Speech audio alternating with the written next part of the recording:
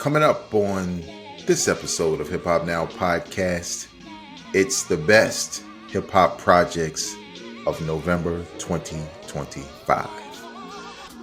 We're getting close. Let's do it. Welcome to Hip Hop Now podcast.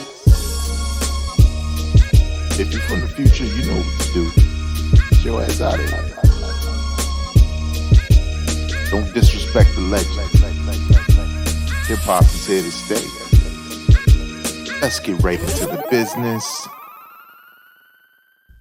What up, y'all? I am your host, Vegas, and this is a bonus episode of Hip Hop Now podcast, a podcast as always specifically designed to keep you caught up on all things hip hop, music, and culture. And this show is one of those shows where I'm giving back, right? Best in November. But first and foremost, shout out to those listening in audio form, whether you listen on Apple Podcasts, Spotify, iHeart. I appreciate you. Make sure you're subscribed, though. I appreciate you found the brother, but hit that subscribe button and review on Apple Podcasts. Or if you're watching right here on YouTube, Hip Hop Now Pod, the goal by the end of 2025, which is very close, right? We're in December.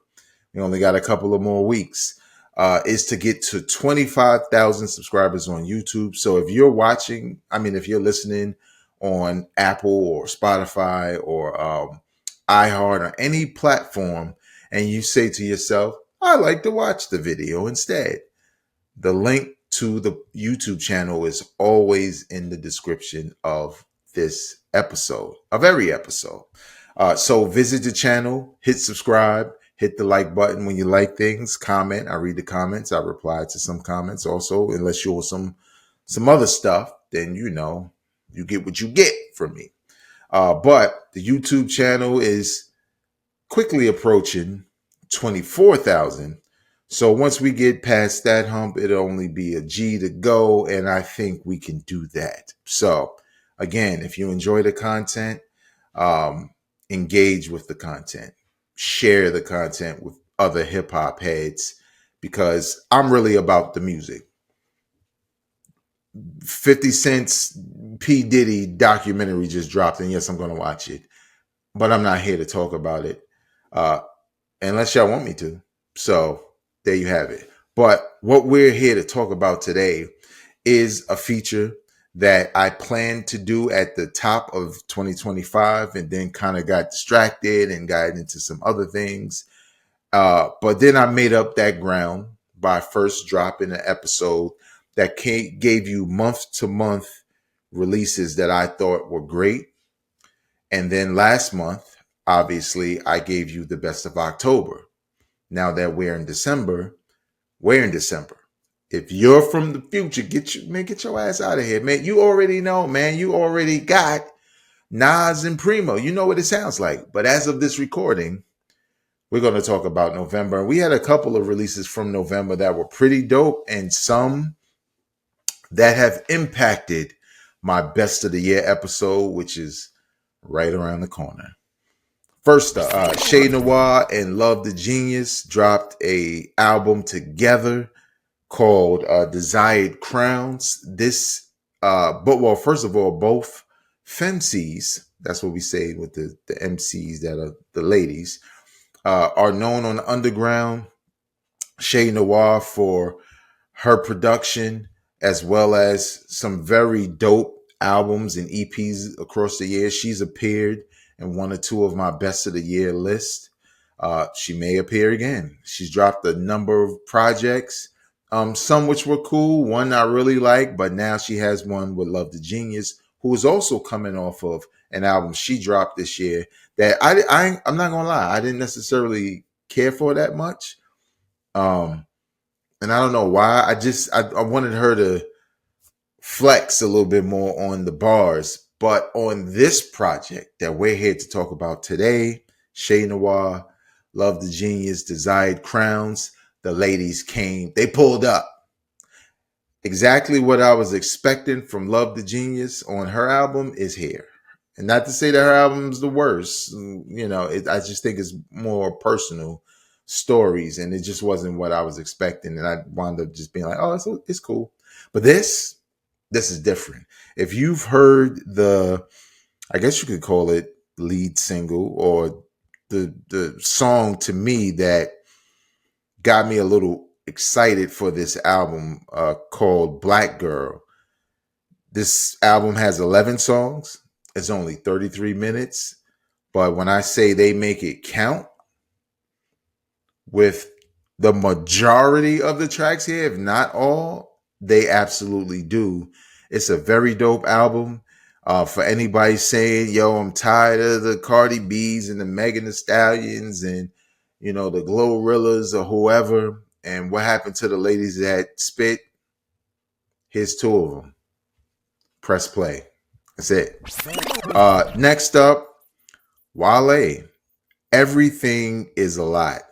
Now, I have a complicated history with Wale as a fan of hip hop and as a fan of his.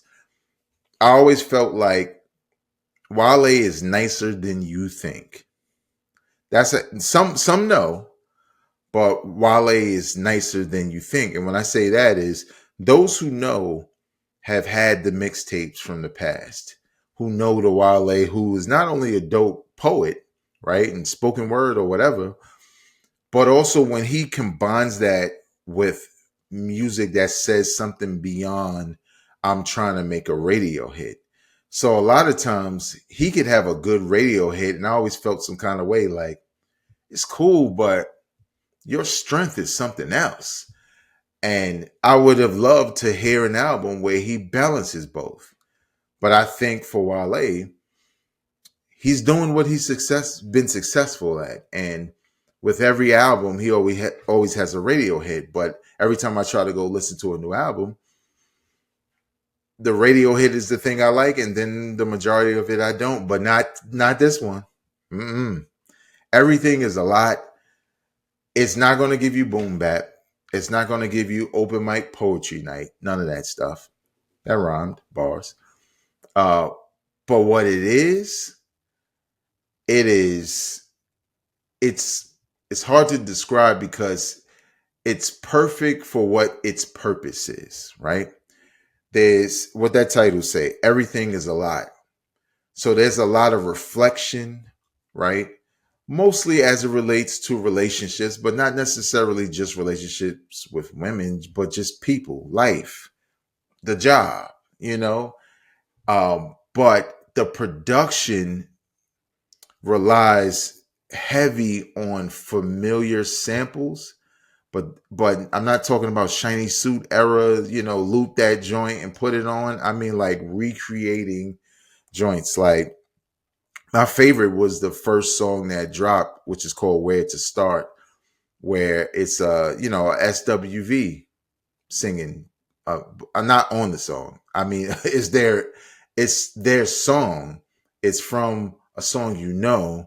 It's from a hook of a SWV song, but someone else is singing it, but he's singing it so it basically sounds like Coco and them are singing it. And I know some people say, well, just get them, but there's something about that works because it still feels like it, right?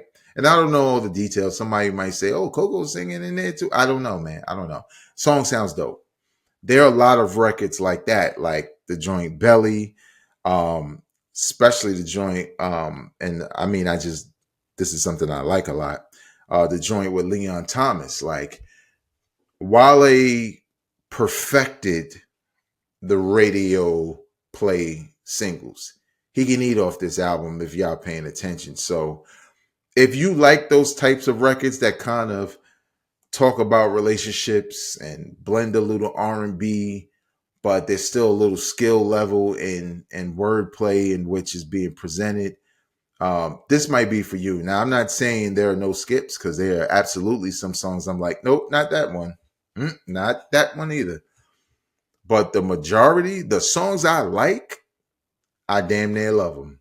And I'm, again, between Chez Noir and Love the Geniuses album that released in November, and this album also, they really got me looking at my best of the year. Like, Is it recency bias? Because both of these joints might have to bump 2 other albums, but we'll see what happens at the end. We'll see. Next up, Cabin in the Woods, De La Soul. De La Soul has returned as a part of the Mass Appeal rollout of 7 Icons, 7 Legends, Legend Has It series. And right here on this channel, I'll be reviewing the series, but we're just waiting for that Nas and Primo to drop before I go in and just review the entire series. But De La Soul put up a stellar album. I remember, like, after listening to it and reviewing it right here on this channel, you can watch an actual review of it right here on this channel. But I just remember, like, loving it. And what I tend to do is I don't go to social media before I hear an album I'm anticipating. I do the reverse. I listen to it, I form my own opinion about it, and then I go see what the public thinks of it. And everybody was saying the same things I was saying.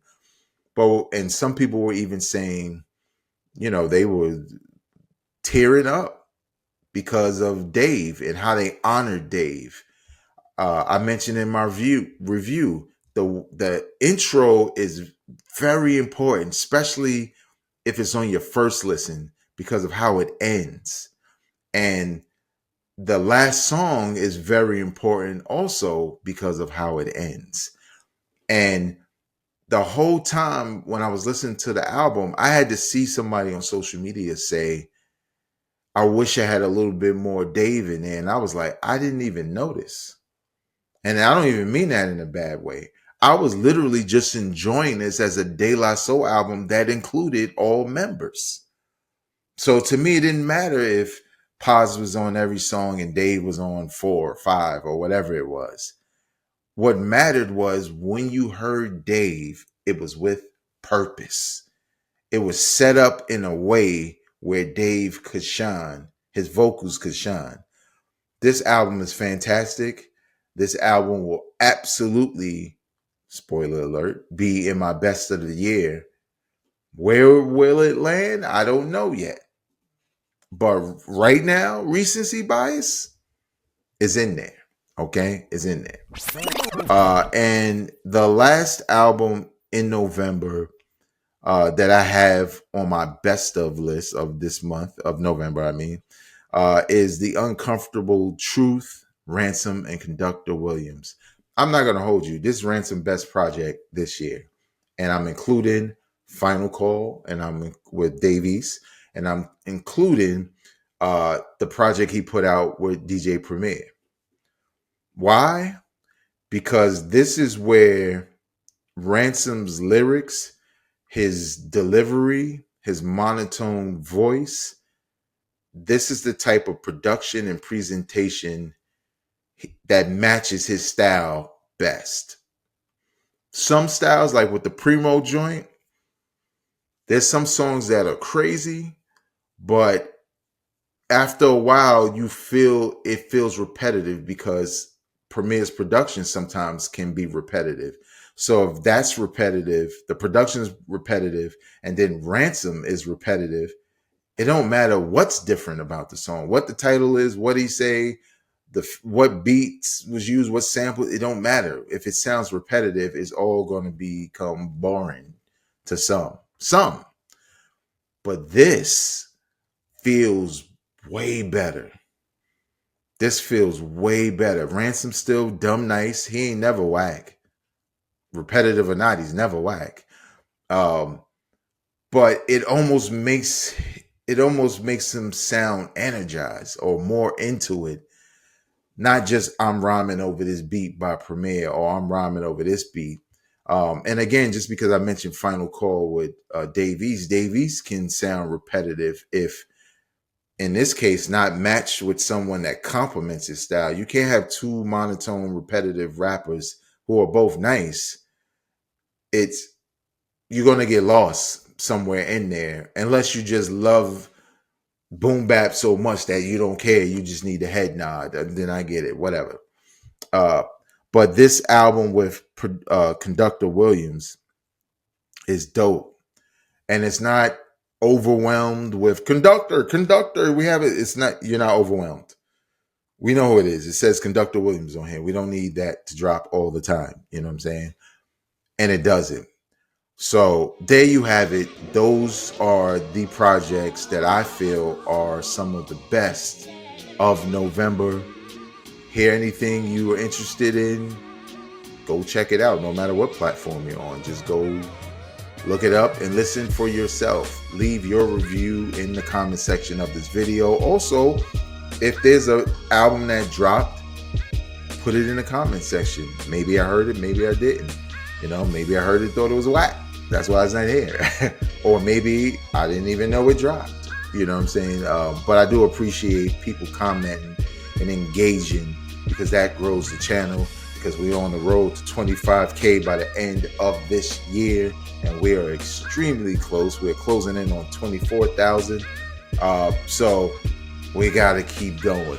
More content is on the way. Obviously, best of the year. Follow me on social media at Vegas World INC, regardless of platform. And please know, I'm not a critic. I'm a fan. Peace.